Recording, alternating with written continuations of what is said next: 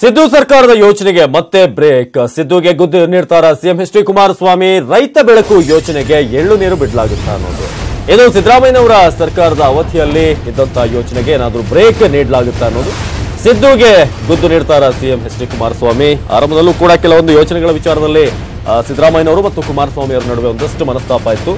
ರೈತ ಬೆಳಕು ಮತ್ತೊಂದು ಪ್ರಮುಖವಾದಂತಹ ಯೋಜನೆ, ಅದಕ್ಕೆ ಎಳ್ಳು ನೀರು ಬಿಡಲಾಗುತ್ತಾ ಅನ್ನೋದು ಕಳೆದ ವರ್ಷ ಸಿದ್ದು ಜಾರಿಗೊಳಿಸಿದಂತಹ ಯೋಜನೆ ಇದು.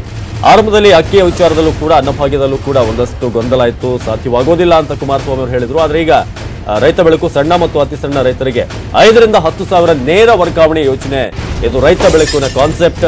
ಆದ್ರೆ ಅದಕ್ಕೆ ಈಗ ಸದ್ಯಕ್ಕೆ ಗ್ರೀನ್ ಸಿಗ್ನಲ್ ಸಿಗೋದು ಈ ಸರ್ಕಾರದಲ್ಲಿ ಕಷ್ಟ. ಅದನ್ನ ಎಳ್ನೀರು ಬಿಡೋದು ಬಹುತೇಕ ಸಾಧ್ಯತೆ ಇದೆ ಅಂತ ಹೇಳಲಾಗ್ತಿದೆ. ಕಳೆದ ಬಾರಿ ಬಜೆಟ್ ನಲ್ಲಿ ಸಿಎಂ ಅವರು ಕೈಬಿಟ್ಟಿದ್ರು, ಕಾಸ್ಟ್ ಕಟ್ ಮಾಡಬೇಕಾಗತ್ತೆ, ಯಾಕಂದ್ರೆ ಸಾಲ ಮನ್ನಾ ಇರೋದ್ರಿಂದ ಒಂದು ಪ್ರಾಜೆಕ್ಟ್ಗೆ ಬಹಳಷ್ಟು ಹಣ ಬೇಕಾಗುತ್ತೆ ಅನ್ನೋದು. ಆದ್ರೆ ಈ ಬಾರಿಯೂ ಕೂಡ ಇಲ್ಲ ಅನ್ನೋ ಮಾಹಿತಿ ಇದೆ. ಬಜೆಟ್ ನಲ್ಲೂ ಕೂಡ ಅದರ ಬಗ್ಗೆ ಇರಲಿಲ್ಲ. ಅನುದಾನದ ಕೊರತೆ ಇರುವ ಕಾರಣ ಈ ಯೋಜನೆಗೆ ಬ್ರೇಕ್ ಅನ್ನ ಹಾಕಲೇಬೇಕು ಅಂತ ಅನಿವಾರ್ಯ ಪರಿಸ್ಥಿತಿ ಇದೆ ಅಂತ ಸಿಎಂ ಕುಮಾರಸ್ವಾಮಿ ಅವರು ತಿಳಿಸಿದ್ರು. ರೈತ ಬೆಳಕು ಯೋಜನೆ ಈ ಬಾರಿ ಕೂಡ ಇಲ್ಲ ಅಂತ ಹೇಳಲಾಗ್ತಿದೆ. ಆಪ್ತರ ಬಳಿ ಕೃಷಿ ಸಚಿವ ಶಿವಶಂಕರ್ ರೆಡ್ಡಿ ಹೇಳಿದ್ದಾರೆ ಅನ್ನೋದು.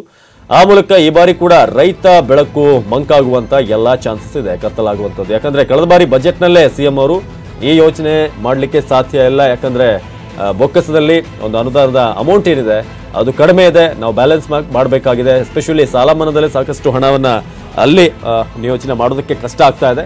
ಹಾಗಾಗಿ ಕಳೆದ ಬಾರಿ ಬಜೆಟ್ ನಲ್ಲೂ ಕೂಡ ರೈತ ಬೆಳಕು ಇರಲಿಲ್ಲ. ಈ ಬಾರಿ ಕೂಡ ಬೆಳಕು, ಒಂದು ರೈತ ಬೆಳಕು ಯೋಜನೆ ಏನಿದೆ ಅದು ಕತ್ತಲಾಗುವಂತಹ ಚಾನ್ಸಸ್ ಹೆಚ್ಚಿದೆ.